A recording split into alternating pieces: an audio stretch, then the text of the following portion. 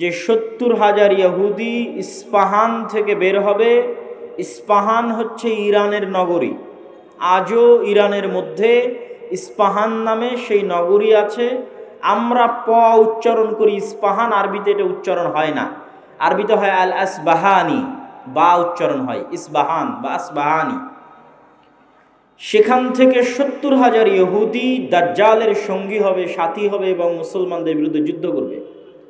আর সেই যুদ্ধের অবস্থা কি হবে সেটা আমরা দেখলাম। আরেকটি হাদিস দেখি। عن عوف بن مالك رضي الله تعالى عنه أنه قال আউফ ইবনে মালিক রাদিয়াল্লাহু তাআলা আনহু থেকে বর্ণিত, তিনি বলেন, আমি একদা রাসূলুল্লাহ সাল্লাল্লাহু আলাইহি ওয়াসাল্লামের নিকটে আসলাম। রাসূল সাল্লাল্লাহু আলাইহি ওয়াসাল্লাম আমাকে কিয়ামতের আলামত গণালেন, আমার হাতে গণালেন। তার মধ্যে একটি আলামত রাসূল সাল্লাল্লাহু আলাইহি ওয়াসাল্লাম বললেন, সায়াকুনু হুদনাতুন মা'আর রোম, ইয়ানি সাতাকুনু হুদনাতুন বাইনাল মুসলিমিনা ওয়ার রোম। রোমান খ্রিস্টানদের সাথে মুসলমানদের একটি চুক্তি হবে, আর রোমান খ্রিস্টানেরা এবং মুসলমানেরা চুক্তিবদ্ধ হয়ে তৃতীয় কমন শত্রুর বিরুদ্ধে যুদ্ধ করবে।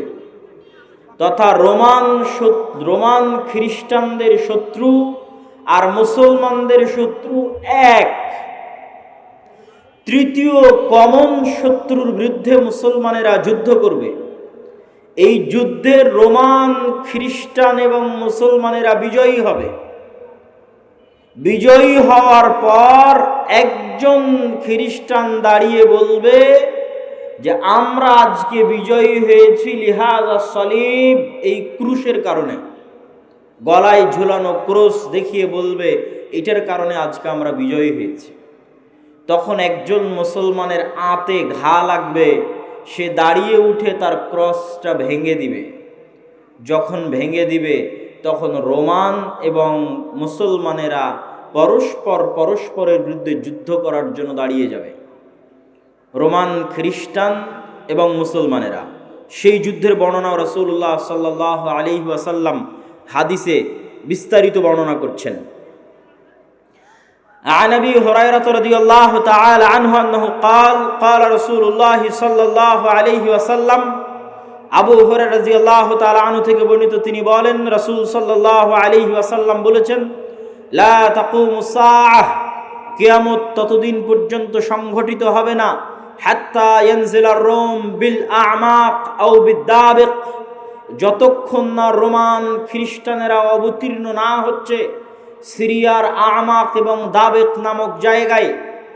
বর্তমান সিরিয়ার হালব নগরী থেকে অনতি দূরে তুরস্ক এবং সিরিয়ার সীমান্তবর্তী অঞ্চলে, বর্তমান তুরস্কের সীমানা এবং বর্তমান সিরিয়ার সীমানা, এই সীমান্তবর্তী অঞ্চলের জায়গার নাম হচ্ছে আমাক এবং দাবেক, এখনো ওই নামেই আছে।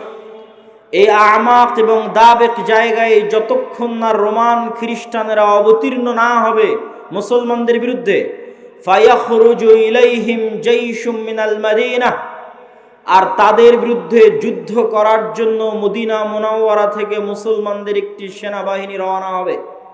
রাসূলুল্লাহ সাল্লাল্লাহু আলাইহি ওয়াসাল্লাম বলছেন, মদিনা মুনাওয়ারা থেকে বের হওয়া সেই মুজাহিদ বাহিনী খিয়ার ও আহলিল আরজ, তৎকালীন বিশ্বের সর্বোত্তম, সবচেয়ে শ্রেষ্ঠ, সবচেয়ে দামি, সবচেয়ে আল্লাহওয়ালা পরহেজগার মানুষ হবে। মদিনা মুনাওয়ারা থেকে ওই দিন যারা বের হবে যুদ্ধের জন্য, সিরিয়ার মাটিতে যুদ্ধ করার জন্য, রাসূলুল্লাহ সাল্লাল্লাহু আলাইহি সাল্লাম বলছেন খিয়ার ও আহলিল আরজ, তৎকালীন বিশ্বের সর্বশ্রেষ্ঠ আল্লাহওয়ালা পরহেজগার মানুষেরা সেই দিন মদিনা থেকে বের হবে, মদিনা মুনাওয়ারা থেকে বের হবে যুদ্ধের জন্য। যুদ্ধের কথা বর্ণনা করতে গিয়ে রাসূলুল্লাহ সাল্লাল্লাহু আলাইহি ওয়াসাল্লাম বলেন, ফায়ুকাতিলুহুম ফায়ানহাজিমু সুলুসুন লা ইয়াতুবুল্লাহ তাওবাতাহুম আবাদা, ওই দিন মুসলমানেরা 3 ভাগে বিভক্ত হয়ে যাবে। এক ভাগ যুদ্ধের মাঠ ছেড়ে পালিয়ে যাবে, আল্লাহ কোনোদিন এদের তওবা কবুল করবেন না। একদল মুসলমান যুদ্ধের মাঠ ছেড়ে পালিয়ে যাবে, আল্লাহর নবী বলছেন সাল্লাল্লাহু আলাইহি ওয়াসাল্লাম, লা ইয়াতুব, আল্লাহ কোনোদিন তাদের তওবা কবুল করবেন না, আবাদা, কোনোদিন আল্লাহ সুবহানাহু ওয়া তাআলা তাদের তওবা কবুল করবেন না। ওয়া ইউকতালু সুলুসুহুম, 3 ভাগের 1 ভাগ ওই যুদ্ধে মারা যাবে। রাসূলুল্লাহ সাল্লাল্লাহু আলাইহি ওয়াসাল্লাম বলছেন আফজালুশ শুহাদা ইনদাল্লাহ, আল্লাহর নিকটে সর্বশ্রেষ্ঠ শহীদ বলে গণ্য হবে ওই যুদ্ধে যারা যুদ্ধ করে শাহাদত অর্জন করবে, শহীদ হয়ে যাবে 3 ভাগের 1 ভাগ মুসলমান, তারা আল্লাহর দরবারে সর্বশ্রেষ্ঠ শহীদ হিসেবে বিবেচিত হবে। রাসূলুল্লাহ সাল্লাল্লাহু আলাইহি ওয়াসাল্লাম বললেন ওয়াইফতাতিহুস সুলুস, আর 3 ভাগের 1 ভাগ বিজয় লাভ করবে রোমানদের উপরে। 3 ভাগের 1 ভাগ বিজয় লাভ করবে রোমানদের উপরে। লা ইফতানুনা আবাদান, এরা কোনো দিন আর কিয়ামত পর্যন্ত ফিতনায় পতিত হবে না, এবং এদের হাত দিয়ে ইফতাতিহুনা কুস্তুনতুনিয়া বিজয় হবে। কুস্তুনতুনিয়া কি? আগের হাদিসেও দেখেছেন আল্লাহর নবী বলেছে বাইতুল মাকদেসের আবাদ হওয়া, মদিনার ধ্বংস হওয়া, মহাযুদ্ধের শুরু হওয়া, কুস্তুনতুনিয়া বিজয় হওয়া, দাজ্জালের বের হওয়া। কুস্তুনতুনিয়া হচ্ছে আজকের তুরস্কের ইস্তাম্বুলকে আরবিতে বলা হয় কুস্তুনতুনিয়া, ইংরেজিতে বলা হয় কনস্টান্টিনিপল এবং বর্তমান নাম হচ্ছে ইস্তাম্বুল। তুরস্কের রাজধানী, যদিও আগে রাজধানী ছিল, এখন অফিসিয়াল রাজধানী নয়, অফিসিয়াল রাজধানী আঙ্কারা, কিন্তু তারপরও রাজধানীর মতো মান মর্যাদা যেই শহরের, সেটাই হচ্ছে ইস্তাম্বুল, কুস্তুনতুনিয়া, কনস্টান্টিনিপল। রাসূল সাল্লাল্লাহু আলাইহি ওয়াসাল্লাম বলছেন ফায়াফতাতিহুনা কুস্তুনতুনিয়া, ওই যে একদল বিজয়ী হবে রোমানদের উপর, তাদের হাতে আল্লাহ কুস্তুনতুনিয়া, কনস্টান্টিনিপল বিজয় দান করবেন। ফাবাইনামা হুম ইয়ানকাসিমুনাল গানাইম, যখন এই সমস্ত বিজয়ী মুজাহিদরা গনিমতের মাল বন্টন করবে এবং তাদের তরবারি ঝুলানো থাকবে গাছের সাথে, তখন একজন চিৎকার করে বলবে সাহা ফীহিমুশ শাইতান ইন্নাল মাসীহা ক্বাদ খালাফাকুম ফি আহলিকুম, মাসীহুদ দাজ্জাল বের হয়ে গেছে আর তোমাদের বাড়িতে বাড়িতে মাসীহুদ দাজ্জাল প্রবেশ করতেছে। এখন পর্যন্ত ইমাম মাহদি আসেননি, হয়তো এনাদের মধ্যেই ইমাম মাহদি থেকে থাকতে পারেন, তবে তিনি যে ইমাম মাহদি তা এখনও প্রকাশিত আকারে জনগণের সামনে স্পষ্ট হয়নি। হবে কখন? দাজ্জাল বের হওয়ার পরে এবং সালাতের, দামেস্কের মসজিদে সালাতের পরে, যেটার বর্ণনা রাসূল সাল্লাল্লাহু আলাইহি সাল্লাম দিচ্ছেন। ফায়াখরুজুন ওয়া যালিকা বাতিল, শয়তানের এই মিথ্যা কথা শুনে তারা তরবারি নিয়ে দৌড়ে এগিয়ে যাবে কোথায়? মাসীহুদ দাজ্জাল, তার বিরুদ্ধে যুদ্ধ করার জন্য। ফাইদা জাউ শাম, তারা আস্তে আস্তে দেমাস্কে চলে আসবে। দেমাস্কের মসজিদে তারা কাতারবদ্ধ হয়ে সালাতের জন্য দাঁড়াবে। ইদা উকিমাতিস সালাত, যখন সালাতের ইকামত দেওয়া হবে, ফায়ানজিলু ঈসা ইবনু মারিয়াম, তখন আসমান থেকে ঈসা ইবনু মারিয়াম অবতীর্ণ হবেন। ফাআম্মাহুম ফাইদা রাআহু আদুউল্লাহ যাবা কামা ইয়াযুবুল মিলহ ফিল মা, ঈসা ইবনু মারিয়াম অবতীর্ণ হবেন ওই মসজিদে, এবং তারপরে মুসলমানেরা দাজ্জালের বিরুদ্ধে যুদ্ধ করার জন্য রওনা দিবে। এবং মসজিদে আকসার পাশে, জেরুজালেমের পাশে লুদ নামক, বাবুল লুদ নামক দরজায় ঈসা আলাইহিস সালাতু ওয়াস সালামকে দেখে মাসীহুদ দাজ্জাল লবণ যেভাবে পানিতে দিলে গলে যায় সেভাবে গলতে থাকবে, এবং তার গলে শেষ হওয়ার আগেই রাসূল সাল্লাল্লাহু আলাইহি ওয়াসাল্লাম বলছেন ফালাউ তারাকাহু লানযাব হাত্তা ইয়ানহালিক, যদি ঈসা ইবনু মারিয়াম তাকে ওই অবস্থায় রেখে দিতেন তাহলে সে গলে ধ্বংস হয়ে যেত। হাত্তা ইয়াহলিক ওয়ালাকিন ইয়াকতুলুহুল্লাহ বিয়াদিহি ফায়ুরিহিম দামাহু ফি হারবাতিহি, কিন্তু আল্লাহ সুবহানাহু ওয়া তাআলা চান যে ঈসা ইবনু মারিয়ামের মাধ্যমে সে নিহত হোক, এই জন্য ঈসা ইবনু মারিয়াম তাকে হত্যা করবেন এবং দাজ্জালের রক্ত জনগণকে দেখাবেন। সম্মানিত উপস্থিতি, আরেকটি ব্যতিক্রম ধর্মী হাদিস, সেই হাদিসটা বলে আমরা আমাদের সংক্ষিপ্ত ব্যাখ্যার দিকে এগিয়ে যাব ইনশাআল্লাহ। আবু হুরায়রা রাদিয়াল্লাহু তাআলা আনহু থেকে বর্ণিত, তিনি বলেন রাসূল সাল্লাল্লাহু আলাইহি ওয়াসাল্লাম বলছেন সামি'তুম বিমাদিনাতিন জানিবুম মিনহা ফিল বার ওয়া জানিবুম মিনহা ফিল বাহর, তোমরা একটি শহরের কথা শুনেছ যেই শহরের এক সাইডে সমুদ্র এবং আর এক সাইডে মাটি। রাসূলুল্লাহ সাল্লাল্লাহু আলাইহি ওয়াসাল্লামের উত্তরে সাহাবীগণ বললেন জি আমরা শুনেছি।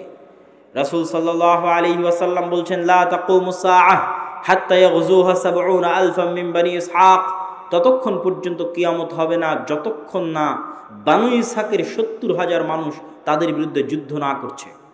আর তারা সেই দিন যুদ্ধ করবে ওই শহর বিজয়ের জন্য, আর ওই শহর বিজয়ের জন্য ফালাম ইউকাতিলু বিসালাহ, কোনো অস্ত্রপাতি লাগবে না ওই শহর বিজয় করতে।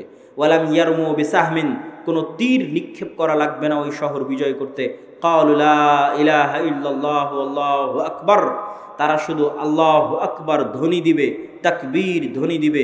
ফায়াসকুতু আহাদু জানিবাইহা, ওই শহরের একটি প্রাচীর ধসে পড়ে যাবে। তারপরে দ্বিতীয়বার যখন তারা তাকবীর ধ্বনি দিবে তখন শহরের আরেকটি প্রাচীর ধসে পড়ে যাবে। তারা তৃতীয়বার যখন তাকবীর ধ্বনি দিবে তখন শহরের আরেকটি প্রাচীর ধসে পড়ে যাবে। ফাইফাররাজু লাহুম ফায়াদখুলুহা, তারা বিজয়ী বেশে ওই শহরে প্রবেশ করবে।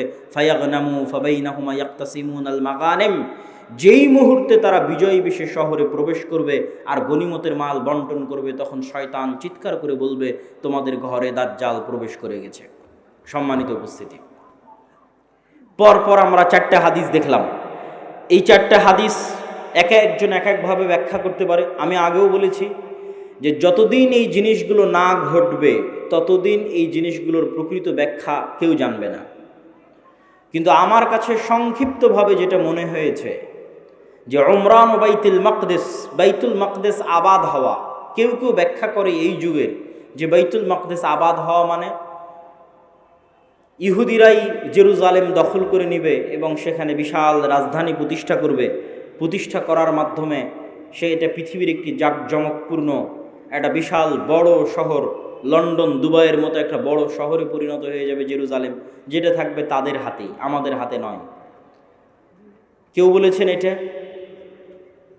আর আমার কাছে সংক্ষিপ্তভাবে মনে হয়েছে যে উমরান ও বাইতুল মাকদেস আবাদ হওয়া মানে মুসলমানদের হাতেই বাইতুল মাকদেস থাকবে এবং মুসলমানেরাই বাইতুল মাকদেস বিজয় করবে এবং সেখানে সালাত সিয়াম সকল কিছু বাস্তবায়ন হবে এবং বাইতুল মাকদেস মুসলমানদের হাতে আগেই বিজয় হবে, তথা যে ঘটনাগুলো পরবর্তীতে সংঘটিত হচ্ছে সেগুলোর আগেই মুসলমানদের হাতে বাইতুল মাকদেস থাকবে। কখন থাকবে আল্লাহ সুবহানাহু ওয়া তাআলা ভালো জানেন। এবং বাইতুল মাকদেসের বিজয় হওয়া মানে মদিনার ধ্বংস হওয়া কি? হয়তো মদিনা অনাবাদ হয়ে যেতে পারে, মদিনার যে শান শওকত সেই শান শওকতে কমতি আসতে পারে, যে কোনো কারণে আসতে পারে। যেহেতু মুসলমানেরা বাইতুল মাকদেস ফিরে পেয়েছে সেহেতু বাইতুল মাকদেস কেন্দ্রিক মুসলমানদের নতুন কিছু তৈরি হতে পারে। যেমন উমাইয়া খেলাফাত আমলে যখন আবদুল্লাহ ইবনে জুবাইরের হাতে মক্কা এবং মদিনা ছিল, তখন উমাইয়া খলিফারা মক্কা মদিনা জিয়ারত করতে না পারার কারণে তারা তাদের সকল ধন সম্পদ খরচ করত বাইতুল মাকদেসের পিছনে। তথা এই মসজিদকে কেন্দ্র করে মুসলমানদের একটা ব্যস্ততা, শহর বন্দর সকল কিছু গড়ে উঠবে এই শহরকে কেন্দ্র করে এবং মদিনা অনাবাদ হয়ে যাবে। মদিনা অনাবাদ হয়ে গেলে যুদ্ধ শুরু হবে। কোন যুদ্ধ? যেই যুদ্ধ আমরা আলোচনা করলাম, এই যুদ্ধকে রাসূল সাল্লাল্লাহু আলাইহি সাল্লাম বলছেন আল মালহামা আল কুবরা। এবং এই যুদ্ধের বর্ণনা দিতে গিয়ে অন্য হাদিসে রাসূলুল্লাহ সাল্লাল্লাহু আলাইহি ওয়াসাল্লাম বলেছেন যে এই যুদ্ধে এত বেশি পরিমাণ মানুষ মারা যাবে যে একটা উড়ন্ত পাখি যদি আকাশে উড়তে থাকে তাহলে উড়তে উড়তে সে ক্লান্ত হয়ে যাবে, কিন্তু লাশের সারি সে উড়ে শেষ করতে পারবে না, এত বেশি পরিমাণ মানুষ মারা যাবে এই যুদ্ধে। আর এই যুদ্ধের পরপরই কুস্তুনতুনিয়া বিজয় হবে মানে আজ তো ইস্তাম্বুল মুসলমানদের হাতে আছেই। হাদিসের ভাষায় বোঝা যায় যে ইস্তাম্বুল একদিন মুসলমানদের হাতে থাকবে না। আজ আছে কিন্তু একদিন থাকবে না। তথা আজকের যে তুরস্ক, এটা আজকে মুসলমানদের হাতে থাকলেও হাদিস প্রমাণ করছে যে দাজ্জাল যেই মুহূর্তে বের হবে ওই মুহূর্তে কনস্টান্টিনোপল, ইস্তাম্বুল, তুরস্ক মুসলমানদের হাতে থাকবে না। তথা সেটা মুসলমানেরা যে কোনো সময় হারিয়ে ফেলতে পারে, অদূর ভবিষ্যতে, নিকট ভবিষ্যতে। আল্লাহ সুবহানাহু ওয়া তাআলা ভালো জানে কখন হারিয়ে ফেলবে, কেন না হারালে বিজয় কিসের? আর যেই বিজয়ের কথা রাসূল সাল্লাল্লাহু আলাইহি সাল্লাম বলছেন এই বিজয় নিকটে, কিয়ামতের নিকটবর্তী, দাজ্জাল বের হওয়ার পূর্ব মুহূর্তের বিজয়। সম্মানিত উপস্থিতি, তাহলে মোটামুটি যদি আমরা এই দুইটা জিনিসের ব্যাখ্যা এভাবে দাঁড় করাই যে বাইতুল মুকাদ্দাস আগেই মুসলমানেরা বিজয় করবে, সেটাই হচ্ছে বাইতুল মুকাদ্দাসের আবাদ। আর কুস্তুনতুনিয়া কিয়ামতের পূর্ব মুহূর্তে বিজয় হবে, তার অর্থ হচ্ছে কুস্তুনতুনিয়া মুসলমানেরা হারিয়ে ফেলবে, কনস্টান্টিনোপল মুসলমানেরা হারিয়ে ফেলবে। এখন হাদিসের আরও একটা অংশ ব্যাখ্যা করতে বাকি, রোম কারা? যে রোমানদের সাথে মুসলমানদের চুক্তি হবে এবং চুক্তির পরে সেই চুক্তি পুনরায় ভঙ্গ হয়ে মুসলমান এবং রোমানরা পরস্পর যুদ্ধ করবে, সেই যুদ্ধ, এই যুদ্ধ, সেই রোম কারা? এ বিষয়ে মুহাদ্দিসিনে কেরাম এবং মুফাসসিরিনে কেরামের মধ্যে মতভেদ হওয়ার সবচেয়ে বড় কারণ হচ্ছে, আল্লাহর নবীর যুগে রোম বলতে যাদেরকে বোঝানো হতো তাদের রাজধানী ছিল কনস্টান্টিনোপল। আল্লাহর নবীর যুগে, মানে যেই সময়ে আল্লাহর নবী এই হাদিস বলতেছেন, ওই সময়ে রোম বলে যাদের বোঝানো হতো তাদের রাজধানী তুরস্কের ইস্তাম্বুল, কনস্টান্টিনোপল। এবং মুসলমানেরা এটা কোনোদিনই বিজয় করতে পারেনি। মুসলমানেরা এটা বিজয় করেছে অনেক পরে, আজ থেকে 500 অথবা 600 বছর আগে। উসমানীয় খেলাফত আমলে মুসলমানেরা বিজয় করেছে, না উমাইয়া খেলাফত আমলে, না আব্বাসী খেলাফত আমলে কোনোদিন বিজয় হয়নি। ক্রুসেডের যুদ্ধ হয়েছে, তখনও মুসলমানরা ইস্তাম্বুল বিজয় করতে পারেনি। মঙ্গোলীয়রা মুসলমানদের বাগদাদে হত্যা করেছে, তখন মুসলমানরা ইস্তাম্বুল বিজয় করতে পারেনি। তারও পরে মুসলমানরা ইস্তাম্বুল বিজয় করেছে 1400 খ্রিস্টাব্দের দিকে, মুহাম্মদ আল ফাতেহ। তো এই জন্য রাসূল সাল্লাল্লাহু আলাইহি ওয়াসাল্লাম যখন রোম শব্দ বলতেছেন হাদিসে মদিনায়, তখন রোম মানে বর্তমান তুরস্কের কনস্টান্টিনোপল, ইস্তাম্বুল। আর তৎকালীন এই রোমে যারা বসবাস করত তারা হচ্ছে অর্থোডক্স খ্রিস্টান। আর আজকে ইতালির যারা রোম, ইতালির রাজধানী রোম, ইউরোপের যারা খ্রিস্টান, আমেরিকার যারা খ্রিস্টান, তারা হচ্ছে ক্যাথলিক খ্রিস্টান। এবং তাদের মধ্যে বিশ্বাসগত এবং আকীদাগত পার্থক্য আছে অনেক বিষয়ে, পদ এবং পদবীগত পার্থক্য আছে, কৃষ্টি কালচার, সামাজিক আচার ব্যবহারগত পার্থক্য আছে। তাহলে রোম বলতে আমরা যদি তৎকালীন রোম ধরি, তথা অর্থোডক্স খ্রিস্টানদের হাতে যখন কনস্টান্টিনোপল ছিল, সেই অর্থোডক্স খ্রিস্টানেরা এখন বসবাস করে রাশিয়ায়। রাশিয়া এবং ইউক্রেনের যুদ্ধের অন্যতম একটা কারণ হচ্ছে ইউক্রেনে ইউরোপিয়ান এবং আমেরিকানেরা ক্যাথলিক খ্রিস্টানের চর্চা বাড়াচ্ছিল, যেটা রাশিয়া কখনোই চায় না যে তার আশেপাশের কোনো দেশে ক্যাথলিক খ্রিস্টানের চর্চা বাড়ুক, কেননা তারা মানে অর্থোডক্স খ্রিস্টান। এবং আমার এর উপর বিস্তারিত ভিডিও আছে ইতেসাম টিভিতে রাশিয়া এবং ইউক্রেনের উপর, যেখানে এই পয়েন্টে আরও বিস্তারিত ইন ডিটেইলস আলোচনা করা আছে। তাহলে আল্লাহর নবীর যুগের রোম যদি ধর্মীয় দৃষ্টিকোণ থেকে তাদের পরিচয় দেখি, যে আল্লাহর নবী যেই সময়ে হাদিস বলছেন ওই সময়ে রোম বলতে কাদের বোঝা হতো, তাহলে কনস্টান্টিনোপলে যে অর্থোডক্স খ্রিস্টানেরা ছিল তাদেরকে বোঝানো হতো। তারা আজ কোথায় আছে? তারা আজ রাশিয়াতে আছে। এবং রাশিয়া যে যুদ্ধগুলো লড়ে, সেই যুদ্ধগুলোর পিছনে অনেক ধর্মীয় কারণ আছে, যেটাও আমি আমার ওই ভিডিওতে স্পষ্ট আকারে ডকুমেন্টারি আকারে দেখিয়েছি, যে এই যুদ্ধগুলো শুধু বাহ্যিক কোনো কারণে লড়াই করা হয় না, বরং ধর্মীয় কারণে লড়াই করা হয়। যেমন আজকে ইসরায়েল এবং ফিলিস্তিনের যুদ্ধে ইসরায়েল যে যুদ্ধ করতেছে, এটা শুধু বাহ্যিক কোনো কারণ নয়, বরং এর পিছনে ধর্মীয় কারণ আছে, সেটাও বলবো বক্তব্যের শেষের দিকে ইনশাল্লাহ। আর যদি বলি যে না তারা নয়, তাহলে ইতালির রাজধানী যে রোম, ইতালির রাজধানী রোম মানে আজকের ইউরোপ, আজকের আমেরিকা, যারা আমাদের বিরুদ্ধে ক্রুসেডের যুদ্ধ করার জন্য এসেছিল কয়েক শতাব্দী আগে, বাইতুল মুকাদ্দাস খ্রিস্টানেরা দখল করেছিল, সুলতান সালাহুদ্দিন আইয়ুবী বিজয় করেছিলেন, সেই ক্রুসেডাররা, তাদের সাথে মুসলমানদের চুক্তি হবে, তৃতীয় কোনো পক্ষের বিরুদ্ধে মুসলমানেরা তাদেরকে সাথে করে নিয়ে যুদ্ধ করবে, সেই যুদ্ধে রোমানরা আর মুসলমানেরা বিজয়ী হবে। তারপরে রোমানদের একজন বলবে ক্রুশের কারণে বিজয়ী হয়েছিলাম, এক মুসলমান উঠে ভেঙে দিবে, তখন আবার তারা পরস্পর মুখোমুখি দাঁড়িয়ে যাবে। আর এই যুদ্ধ হচ্ছে মালহামা, যেটা সিরিয়াতে হবে। আজকের যে ফিলিস্তিন, আজকের যে ইসরায়েল, এগুলোও সিরিয়া, আজকের যে জর্ডান, এগুলোও সিরিয়া। সেই যুদ্ধ হবে সিরিয়াতে। আর ওই যুদ্ধে মুসলমানদের হেডকোয়ার্টার হবে গোতা নামক জায়গায়, যে গোতা নামক জায়গাটি হচ্ছে সিরিয়ার রাজধানী দামেস্ক থেকে অনতি দূরে। আর সেই যুদ্ধে রোমানদের হেডকোয়ার্টার হবে আমাক এবং দাবেক নামক জায়গায়, যা বর্তমান সিরিয়া এবং তুরস্কের সীমান্তবর্তী অঞ্চলে এখনও সেই নামে সেই জায়গা পরিচিত এবং জানা যায়। সম্মানিত উপস্থিতি, আজকে দাজ্জালের যে লম্বা হাদিস আছে, সেই লম্বা হাদিস থেকেও দুই একটা পয়েন্ট বলে এই মাটি, এই অঞ্চলের গুরুত্ব বোঝানোর আজকের এই পর্বের আলোচনার আমরা শেষের দিকে চলে যাব ইনশাআল্লাহ। দাজ্জালের হাদিস আপনারা সকলেই জানেন, কিন্তু সেই হাদিসে যে জায়গাগুলোর কথা দাজ্জাল বলেছে আমরা সেটাই একটু সংক্ষিপ্তভাবে তুলে ধরব। আপনারা তামিম আদ-দারি রাদিয়াল্লাহু তাআলা আনহুর বিখ্যাত হাদিস, যদি শ্রদ্ধেয় শায়েখ আব্দুর রাজ্জাক বিন ইউসুফ তার বক্তব্য শুনে থাকেন তাহলে শুনতে আরও মজা লাগবে, কিন্তু আমি শুধু ব্যাখ্যা করব যে ওখানে দাজ্জাল যে জায়গাগুলোর কথা বলে ওই জায়গাগুলো কি এবং কোথায়। তো তামিম আদ-দারি রাদিয়াল্লাহু তাআলা আনহু তারা নৌকা নিয়ে সফরে বের হয়েছিলেন, 1 মাস সমুদ্রের মধ্যে ঘুরপাক খেতে থেকেছেন। ঘুরপাক খেতে খেতে যখন একটা দ্বীপে গিয়ে ঠেকেছেন, সেই দ্বীপে তাদের সাথে দাজ্জালের সাক্ষাৎ হয়েছে। দাজ্জালের সাক্ষাৎ হওয়ার আগেও একটা বড় অদ্ভুত জন্তু সেখানে দায়িত্ব পালন করছিল। সেই অদ্ভুত জন্তু নিজেকে পরিচয় দিয়েছে যে আমি হচ্ছি গোয়েন্দা, আনাল জাসসাসা। তারপরে সেই অদ্ভুত জন্তু তাদেরকে বলেছে তোমরা যার কাছে এসেছো তিনি এই দিকে আছে, এগিয়ে যাও। সেখান থেকে এবার আমি আপনাদেরকে এখান থেকে পড়ে শোনাচ্ছি যে ওখানে দাজ্জাল কি বলছে এবং সেই জায়গাগুলো কোথায়। দাজ্জাল বলছে, জিজ্ঞেস করছে, আসআলুকুম আন নাখলিহা আন নাখলে বাইসান আখবিরুনি আন নাখলে বাইসান। বাইসান নামক খেজুর বাগান সম্পর্কে আমাকে তোমরা সংবাদ দাও।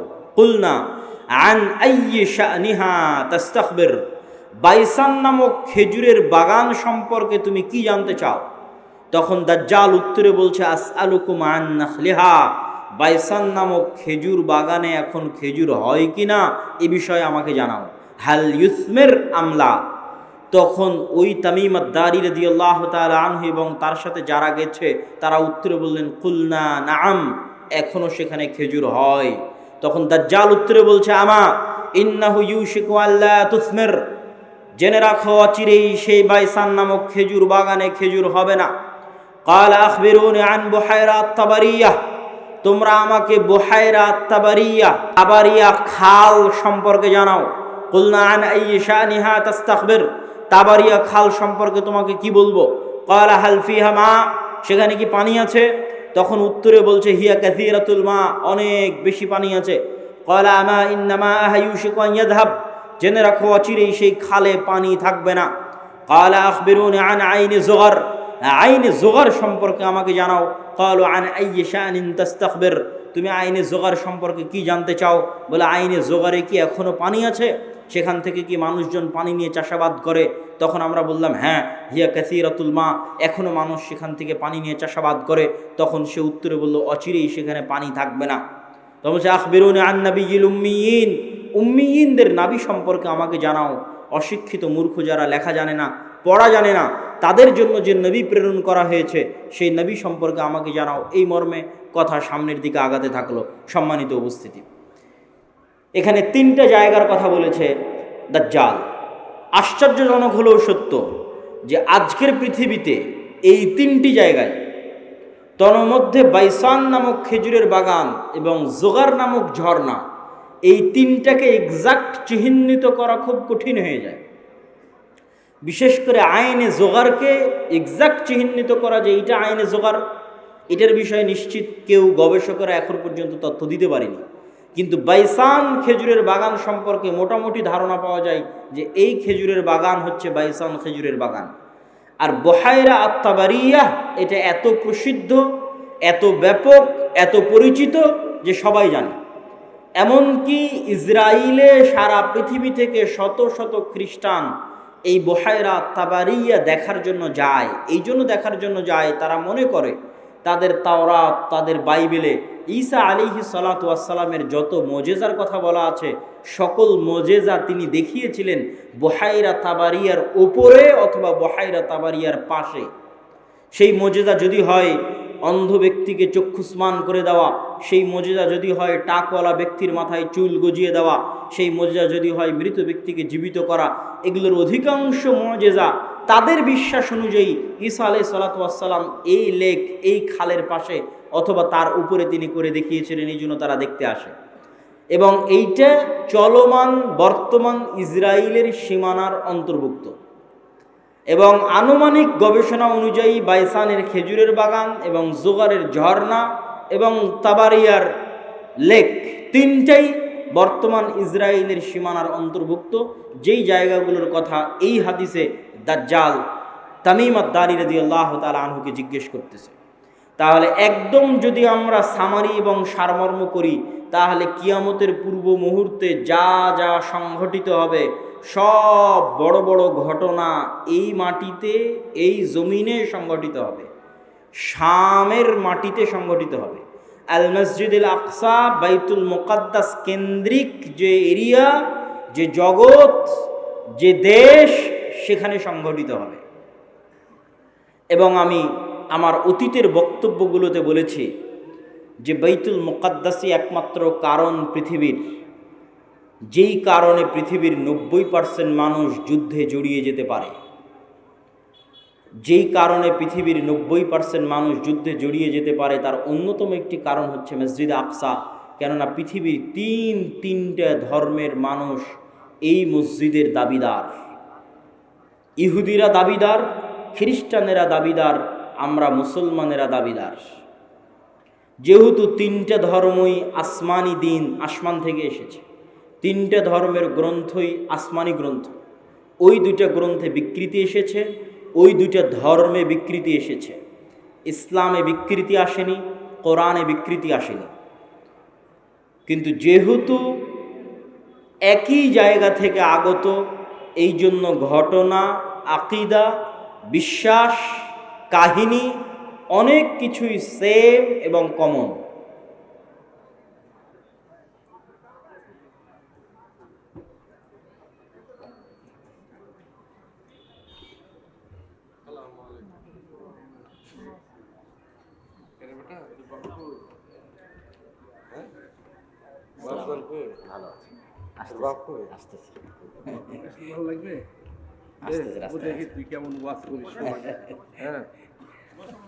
তো সম্মানিত উপস্থিতি,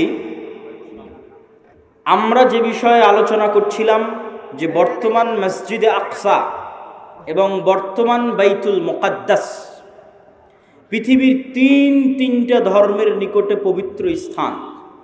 আর এই পবিত্র স্থান হওয়ার কারণ হচ্ছে এই তিনটা ধর্মই আব্রাহামিক রিলিজিয়ান, সেমেটিক রিলিজিয়ান। এই তিনটা ধর্মই মিল্লাতে ইব্রাহিমের দাবিদার, তথা ইব্রাহিম আলাইহিস সালাতু ওয়াস সালামের হিস্ট্রি, ইতিহাসের সাথে কানেক্টেড। আর সেমেটিক রিলিজিয়ান মানে নূহ আলাইহিস সালাতু ওয়াস সালামের 3 সন্তান তার সাথে নৌকায় উঠেছিলেন। একজনের নাম ইয়াফেস, একজনের নাম হাম, আর একজনের নাম সাম। ইয়াফেসের বংশধরেরা হচ্ছে সাদা চামড়া, ইউরোপ, আমেরিকা, রাশিয়া। সামের বংশধরেরা হচ্ছে সেমেটিক তথা মেটে, শ্যামা, হালকা সাদা, হালকা শ্যামা, হালকা মেটে। India, Pakistan, Bangladesh, Saudi, Kuwait, Qatar, Bahrain, এরা হচ্ছে সামের বংশধর। হাম হচ্ছে আফ্রিকান, টোটাল আফ্রিকান এরিয়া হচ্ছে নূহ আলাইহিস সালামের সন্তান হামের বংশধর। তো পৃথিবীতে আল্লাহ যত নবী পাঠিয়েছেন সকল নবী সামের বংশে পাঠিয়েছেন। সামের বংশে ইব্রাহিম আলাইহিস সালাতু ওয়াস সালাম। এই জন্য একটা মজার জিনিস, যারা অনলাইনে আমাদের দেখছেন তারা মনে রাখতে পারেন যে কালার ডিসক্রিমিনেশনের শিকার যারা হন ইউরোপ এবং আমেরিকায়, গায়ের রঙের কারণে ডিসক্রিমিনেশনের শিকার হওয়া, বৈষম্যের শিকার হওয়া, কেননা তাদের মধ্যে একটা আভিজাত্য বোধ কাজ করে যে আমি হচ্ছি সাদা চামড়া, আর এশিয়া থেকে যারা এসেছে তারা সাদা চামড়ার নয়। আপনি দীর্ঘদিন থাকলে এই জিনিসটা ভিতর থেকে অনুভব করতে পারবেন, এই বৈষম্য। তো এটা আপনারা মজার জিনিস জেনে রাখতে পারেন যে ইউরোপ, আমেরিকা তারা যতই সাদা চামড়ার হোক, তারা যেই নবীকে সম্মান করে, শ্রদ্ধা করে, সেই নবী সাদা চামড়ার ছিলেন না। মানে ঈসা আলাইহিস সালাতু ওয়াস সালাম, ঈসা আলাইহিস সালাতু ওয়াস সালামের গায়ের রং আর আমার নবী মুহাম্মদ সাল্লাল্লাহু আলাইহি ওয়াসাল্লামের গায়ের রং এক। মানে শ্যামা, মেটে, সাদা চামড়ার সাদা নয়। তথা গোটা ইউরোপ এবং আমেরিকার মানুষ যেই নবীর অনুসারী, যেই নবীর মূর্তি তাদের গির্জায় বানিয়ে রেখেছে, যেই নবীর মা মারিয়াম আলাইহিস সালাতু ওয়াস সালামের মূর্তি তাদের গির্জায় বানিয়ে রেখেছে, তারা কেউই সাদা চামড়ার ছিলেন না। এই জন্য বলেছি সেমেটিক রিলিজিয়ান। তথা আল্লাহ সুবহানাহু ওয়া তাআলা সামের বংশে সকল নবী দিয়েছে, ইব্রাহিমের বংশে পরবর্তী সকল নবী পাঠিয়েছে। পৃথিবীর তিনটে ধর্ম ইব্রাহিম আলাইহিস সালাতু ওয়াস সালামের মিল্লাতের দাবিদার। এর কিছু কমন উদাহরণ আপনাকে দিই। ইব্রাহিম আলাইহিস সালাতু ওয়াস সালামকে আমরা বলি ইব্রাহিম, তারা বলে আব্রাহাম। ইব্রাহিম আলাইহিস সালাতু ওয়াস সালামের ছেলে ইসহাককে আমরা বলি ইসহাক, তারা বলে আইজাক, আইজাক নিউটন। যিনি আইজাক তিনি ইসহাক। ইসহাক আলাইহিস সালাতু ওয়াস সালামের ছেলেকে আমরা বলি ইয়াকুব আলাইহিস সালাতু ওয়াস সালাম, তারা বলে জ্যাকব। যিনি জ্যাকব তিনি ইয়াকুব। ইয়াকুব আলাইহিস সালাতু ওয়াস সালামের ছেলে ইউসুফ আলাইহিস সালাতু ওয়াস সালামকে আমরা বলি ইউসুফ, তারা বলে জোসেফ। সেন্ট জোসেফ স্কুল মানে হযরত Yusuf school. There is no difference, কোনো পার্থক্য নাই। যদি আপনি বলেন সেন্ট জোসেফ স্কুল, তাহলে ওরা আপনি যে ইউসুফকে জানেন তাকে উদ্দেশ্য করছে, যে হযরত ইউসুফ আলাইহিস সালাতু ওয়াস সালাম স্কুল। এভাবে আমরা যাকে বলছি দাউদ আলাইহিস সালাতু ওয়াস সালাম, তারা তাকে বলছে ডেভিড। জাস্ট নামের উচ্চারণের পার্থক্য, কিন্তু ঘটনার মধ্যে মিল আছে। আমরা বলছি নূহ, তারা বলছে নোয়াহ। ঘটনার বর্ণনা ধারা বিবরণীতে কিছুটা পার্থক্য আছে, কিন্তু মূল ঘটনাগুলো একই। তথা আদম এবং হাওয়ার যে ঘটনা কোরআনে বর্ণনা করা আছে, কাছাকাছি ঘটনা।